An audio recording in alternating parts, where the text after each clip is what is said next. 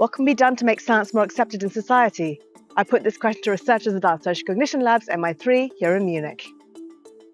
In my opinion, the problem with science is that it came as a final decision and not as a process. So basically, my idea is that we should make science more transparent. In fact, I can rely on that because before becoming a scholar, basically I was afraid of science because I didn't know anything. I was afraid of not understanding it. But when I entered and I started studying from the base, I fell in love with that immediately. So that's my suggestion. So I think as a scientist, I want to give you examples for two different approaches where I was also involved in these projects. And one approach is more the participatory approach.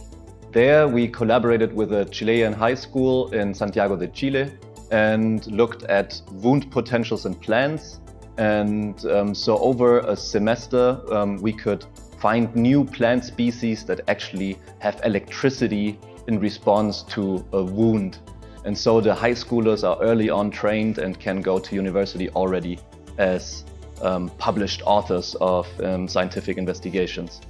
Another approach would be more like a science outreach approach to show in settings like a museum or a science fair your experiments, to bring them to the public and to ideally also have them participate as participants in a study or just like showing them what experiments you're using.